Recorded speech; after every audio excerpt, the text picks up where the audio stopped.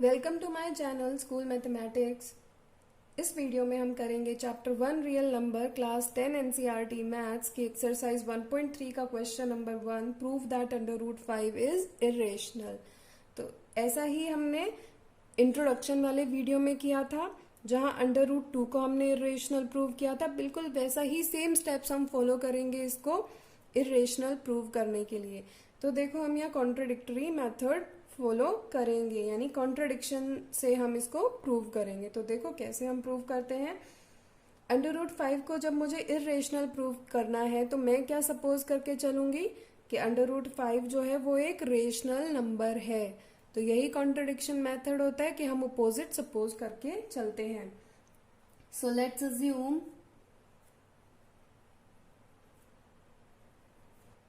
Under root 5 is rational, यानी एक rational number है। और अगर ये रेशनल नंबर है तो अंडर रूट 5 को मैं r/s की फॉर्म में एक्सप्रेस कर सकती हूं। तो जहां r और s क्या है, इंटीजर्स हैं। किस तरीके से कि s जो है वो नॉट इक्वल्स टू 0 है। सो हमने इस तरीके से इसको एक्सप्रेस कर दिया। अब ऐसा भी तो हो सकता है कि r और s के बीच कोई कॉमन फैक्टर हो, तो हमें क्या करना पड़ेगा, उस कॉमन फैक्टर को हटाना पड़ेगा। तो हम क्या करेंगे, divide by common factor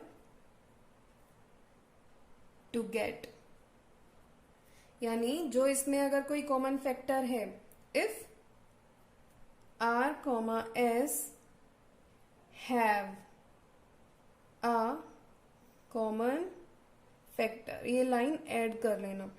so हम क्या करेंगे, डिवाइड करेंगे कॉमन फैक्टर से किस चीज का रिजल्ट पाने के लिए, under root 5 is equals to a/b, यानी दो नए इंटीजर्स आएंगे और वो इंटीजर्स के बीच में रिलेशन क्या होगी वो देखते हैं। Where a, b are coprimes, यानी ऐसे इंटीजर्स जिनका हाईएस्ट कॉमन फैक्टर क्या हो, 1 हो। 1 के अलावा और कोई भी कॉमन फैक्टर इसका नहीं होना चाहिए।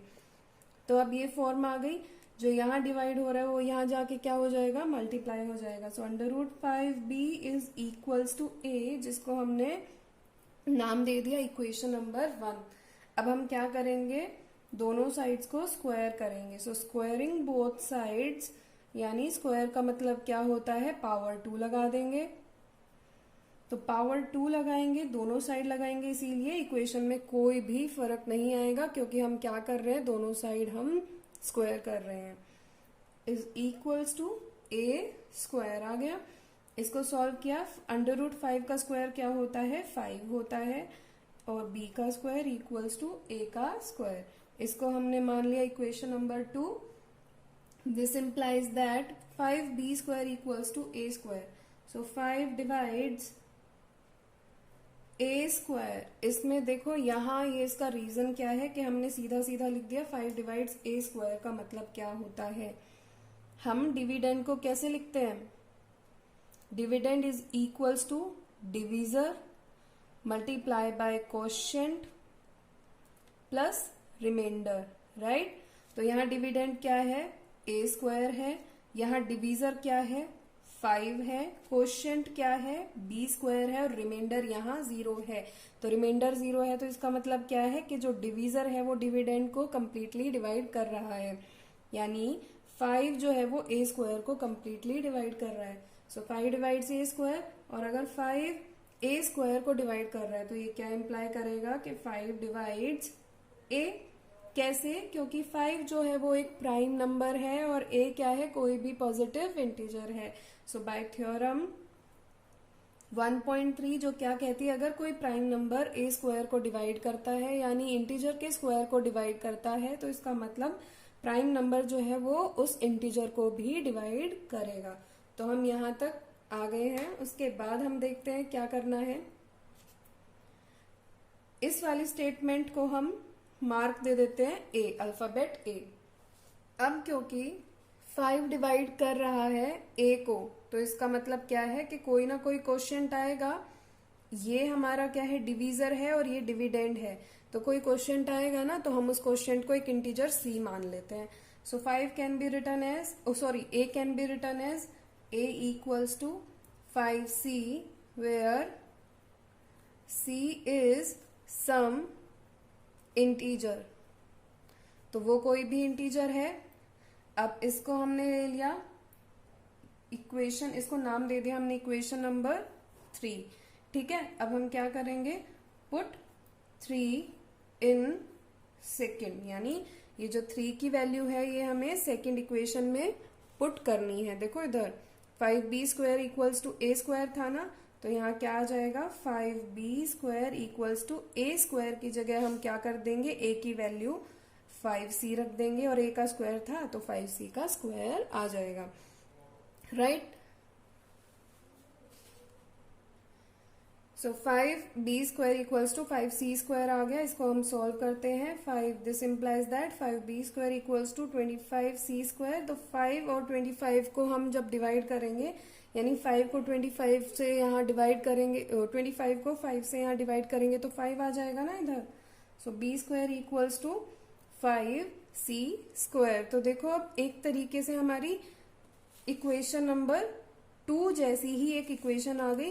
इक्वेशन 2 में क्या था, 5b square equals to a square था और यहाँ हमारा क्या है, b square equals to 5c square है. So this implies that 5 divides b square. तो अब यहाँ देखो कि 5 डिवाइड्स b स्क्वायर कैसे आया. इसको इस तरीके से भी देख सकते हैं, या तो तुम जो मेथड मैंने यहाँ बताया उस मेथड से भी देख सकते हो. एक और मेथड है वो देखना. c जो था वो एक इंटीजर था, राइट. तो c स्क्वायर जो होगा वो भी एक इंटीजर होगा या कुछ और हो जाएगा, नहीं होगा ना, एक इंटीजर ही होगा, हमेशा देखना. और c स्क्वायर जो है वो b स्क्वायर बाय 5 के इक्वल आ जाता है. अगर ये 5 इधर चला जाए तो अगर ये इंटीजर है तो ये इस पूरे को भी इंटीजर होना पड़ेगा. और ये पूरा जो होगा ये इंटीजर कब आएगा, जब 5 कंप्लीटली डिवाइड करेगा b स्क्वायर को. तो ये इंटीजर कब आएगा, व्हेन 5 कंप्लीटली या फिर सिर्फ डिवाइड्स b स्क्वायर. सो राइट, इस तरीके से भी हम इसे समझ सकते हैं. वो आपकी अंडरस्टैंडिंग है कि आप किस तरीके से ज्यादा इसे अच्छे से समझ पाओ. तो ये भी एक रीजन होता है. अब 5 डिवाइड्स b स्क्वायर है तो ये क्या इंप्लाई करता है, 5 divides b again by theorem 1.3, right. और इस स्टेटमेंट को हम मान लेते हैं अल्फाबेट b. अब फ्रॉम a एंड b, तो a देखो हमारा क्या था, 5 divides a and 5 divides b. So from a and b we get, हमें क्या मिला, 5 divides a and b also. तो 5 a को भी डिवाइड कर रहे हैं, 5 b को भी डिवाइड कर रहे हैं. सो this implies that 5 is common factor of a and b. यानी 5 जो है वो हमारा कॉमन फैक्टर है a एंड b का. फैक्टर क्या होता था, जो कंप्लीटली डिवाइड करता था उस नंबर को. तो 5 जब a को डिवाइड कर रहा है तो 5 a का फैक्टर है, 5 जब b को डिवाइड कर रहा है तो 5 b का फैक्टर है, यानी a और b दोनों का फैक्टर है 5. तो कॉमन फैक्टर आ गया. बट क्या था, a और b तो हमारे को प्राइम्स थे, तो ये तो गलत हो गया. सो हम लिखते हैं, इसको कैसे लिखेंगे, but this contradicts the fact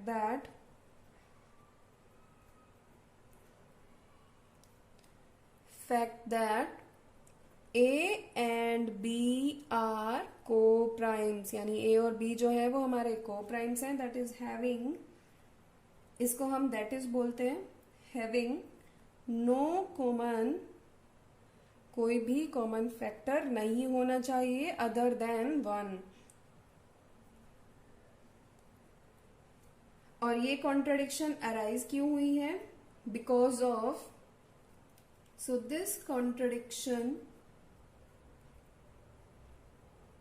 arises या arisen because of our wrong assumption या incorrect assumption क्या अज्यूम किया था हमने?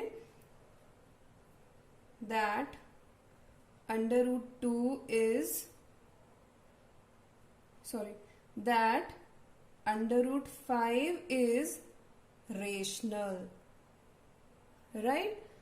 So therefore under root 5 is irrational. तो यहाँ ये क्वेश्चन एंड होता है। ये जो आपने इतनी बड़ी बड़ी स्टेटमेंट्स लिखे, इनकी जगह सीधा आप बस छोटा छोटा आप ऐसे भी लिख सकते हो, 5 is common factor of A and B. तो इसका मतलब क्या आ जाएगा? कॉन्ट्राडिक्शन आ जाएगी। सीधा वर्ड लिख देना कॉन्ट्राडिक्शन, और contradiction since A and B are coprimes, और फिर लिख देना because of our wrong assumption that under root 5 is rational, therefore under root 5 is irrational.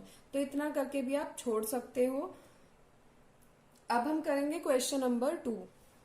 Question number 2 क्या कहता है? Prove that 3 plus 2 under root 5 is irrational, यानी हमें इसको प्रूव करना है कि इररेशनल है। तो देख लेते हैं इसको प्रूव कैसे करेंगे। हम अज्यूम करेंगे जब भी हमें इररेशनल प्रूव करना है हम कॉन्ट्रडिक्शन वाला मेथड यूज करेंगे। तो लेट्स अज्यूम, इसका ऑपोजिट अज्यूम करेंगे ना, 3 plus 2 under root 5 is rational. तो इसको हमने रेशनल अज्यूम कर लिया है। So that is 3 plus 2 under root 5 को मैं a बाय b की फॉर्म में लिख सकते हैं, और यहां हम सीधा सीधा ऐसे लिख दें कि where a, b are coprimes. यानी अब हमने क्या ले लिया? स्टार्टिंग में ही को प्राइम्स ले लिए, तो हमें को प्राइम तक आने की जरूरत नहीं हुई। नहीं तो अगर हम कोई जनरल इंटीजर्स लेते तो हमें इसको को प्राइम दिखाना पड़ता कि ये को प्राइम है, और फिर हमें आगे करना पड़ता हमारा आंसर। लेकिन हमने यहाँ क्या ले लिया? स्टार्टिंग में ही ए और बी को प्राइम्स ले लिया। और को प्राइम्स का मतलब तो आपको पता ही है, जिनमें हाईएस्ट कॉमन फैक्टर क्या होता है? 1 होता है। यानी ए का फैक्टर और बी का फैक्टर कभी भी हाईएस्ट कॉमन फैक्टर 1 के अलावा कुछ नहीं होगा। HCF यानी 1 के अलावा कुछ नहीं होगा। अब हम आगे देखते हैं क्या करना है हमें। ये देखो, a बाय बी को अगर मैं इधर ले जाऊं और 2 अंडर रूट 5 को उधर ले जाऊं तो कोई गलत होगी चीज इसमें? नहीं ना। So 3 minus A by B is equals to minus 2 under root 5 मैंने यहाँ ले लिया। अब ये माइनस इधर आ गया तो इस माइनस को इधर और 2 को मैं डिवाइड में ले जाती हूँ। सो a बाय बी माइनस 3 बन जाता है, बिकॉज ये माइनस 3 इधर चला गया तो यहाँ माइनस 3 आ गया, और प्लस यहाँ a बाय बी आ जाता है। और ये जो 2 था जब यहाँ मल्टीप्लाई हो रहा है तो यहाँ ये डिवाइड में आ जाएगा। This is equals to under root 5। ठीक है, इतना हमने कर लिया। अब ध्यान से देखो इसे, a बाय बी हमने एक रेशनल नंबर लिया है ना। 3 भी हमारा एक रेशनल नंबर है। अब एक रेशनल नंबर में से दूसरा रेशनल नंबर जब मैं माइनस करूंगी तो जो रिजल्ट आएगा वो हमेशा मेरा एक रेशनल नंबर आएगा। ये देखो, दिस बिलोंग्स टू Q, यानी ये एक रेशनल नंबर है। 3 भी एक रेशनल नंबर है। Q हमारा रेशनल नंबर के लिए यूज होता है। उनको जब मैं माइनस करूंगी तो ये जो ब्रैकेट आएगा ये भी मेरा एक रेशनल नंबर होगा। ये बिलोंग्स का साइन होता है, बिलोंग्स। ठीक है, बिलोंग्स टू। ऐसे ही 1/2 भी एक रेशनल नंबर है। 1/2 बिलोंग्स टू Q। अब ये पूरा रेशनल नंबर आ गया, 1/2 रेशनल नंबर आ गया। Product of rationals is rational number, यानी 2 रेशनल नंबर्स का जब मैं प्रोडक्ट करूंगी तो वो भी एक रेशनल नंबर के इक्वल आएगा। अब इसका रीजन लिख लेते हैं। Since A and B are integers, so A by B is rational। 3 तो होता ही रेशनल है, 3 is rational, and 1/2 is rational, rational। और difference of rationals is rational. A by B minus 3 is rational. क्यों? Since difference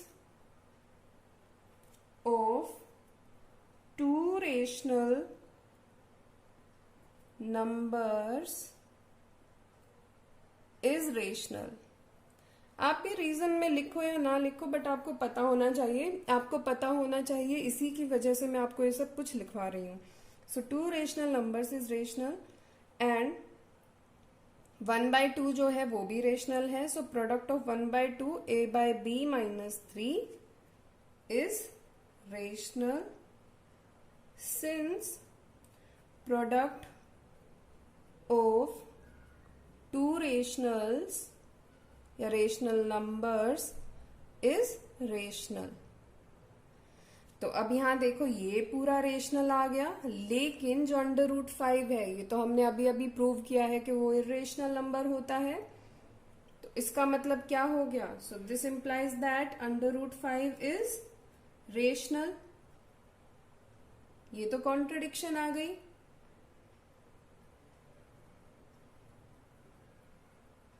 as √5 is irrational, क्योंकि √5 तो irrational number होता है। सो ये जो कॉन्ट्रडिक्शन आई है ये क्यों आई है? Contradiction arises or arisen because of our wrong assumption। यानी हमने जो assumption की थी कि 3 + 2 √5 जो है वो रेशनल नंबर है, उसकी वजह से हम इस गलत रिजल्ट पर आए हैं। सो assumption that 3 + 2 √5 is rational, therefore 3 + 2 √5 is irrational। तो यहां ये क्वेश्चन हमारा प्रूव हो जाता है। क्वेश्चन नंबर 3 देखते हैं। Prove that the following are irrational. उसमें फर्स्ट पार्ट क्या है? 1/√2 को अब हमें इरेशनल प्रूव करना है। तो देखो इसका सॉल्यूशन या प्रूफ कैसा होगा। लेट्स अज्यूम 1/√2 इज रेशनल, यानी हमने अपोजिट इसमें मान लिया, सपोज कर लिया कि 1/√2 हमारा रेशनल है। और अगर ये रेशनल है तो ये p/q की फॉर्म में एक्सप्रेस हो सकता है। तो p की जगह हम यहाँ a ले लेते हैं और q की जगह हम यहाँ b ले लेते हैं। और a और b कैसे नंबर्स हैं? को प्राइम्स हैं। So here a and b are coprimes, यानी ऐसे नंबर्स जिनका हाईएस्ट कॉमन फैक्टर क्या होगा? 1 होगा। अब देखो इस नंबर को हम कैसे एक्सप्रेस कर सकते हैं। सो b/a की फॉर्म में लिख दूं मैं इसे।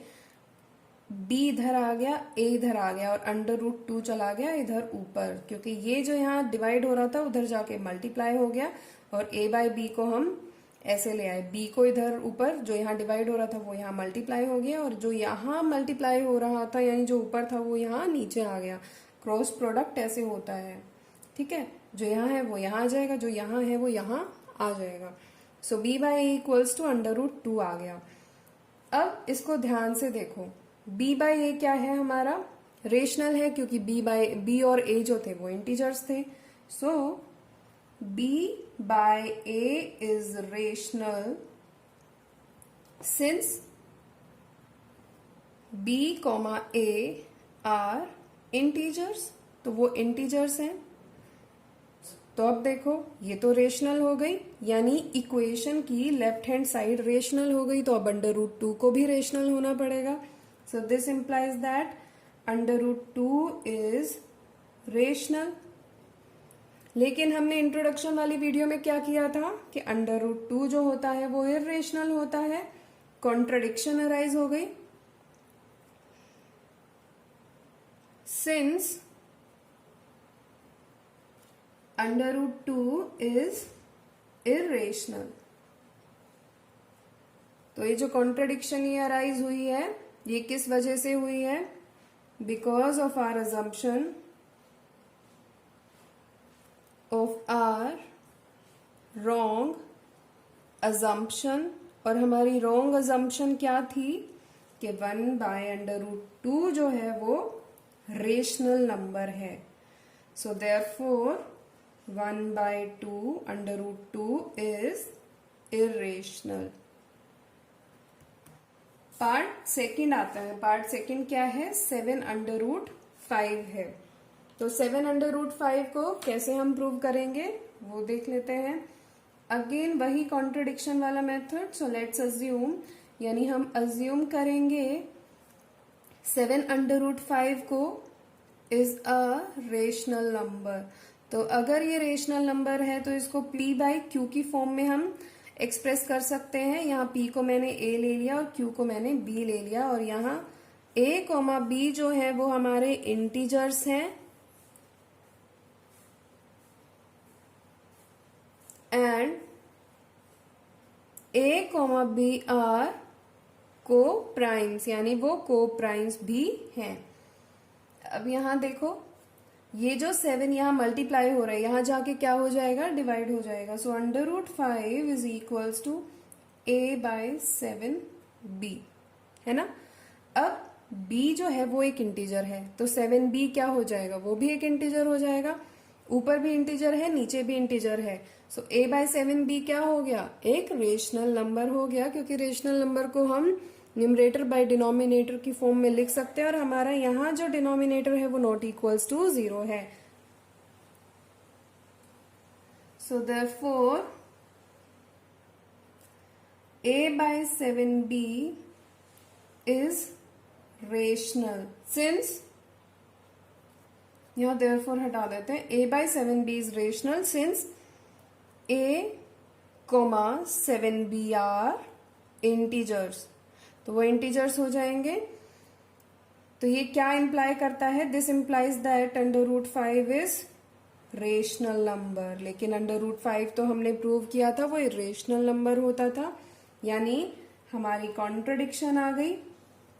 कॉन्ट्रडिक्शन सिंस √5 इज इरेशनल, और अगर ये इरेशनल है तो ये √5 तो रेशनल पे हम गलत पे आ गए।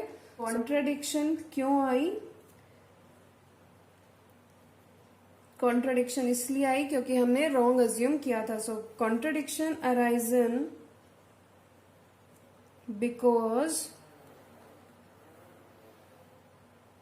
Because of our wrong assumption, कि हमने गलत अज्यूम कर लिया था कि 7√5 जो है वो एक रेशनल नंबर है। So therefore 7√5 is irrational.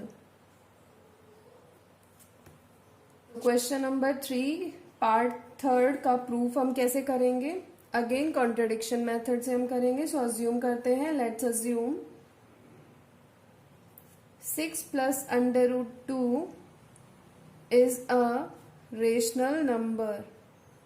तो 6 + √2 को हमने रेशनल नंबर मान लिया है। तो 6 + √2 को हम कैसे लिख सकते हैं? a/b लिख सकते हैं, जहां a, b क्या है? इंटीजर्स हैं, और उसके साथ ही साथ क्या है?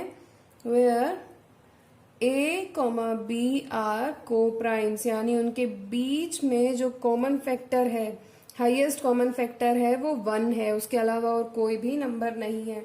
अब देखो इस चीज को हम और क्या लिख सकते हैं? अगर यहाँ 6 जो है वो प्लस हो रहा है तो इधर जाके क्या हो जाएगा? माइनस हो जाएगा। सो √2 इक्वल्स टू a/b -6।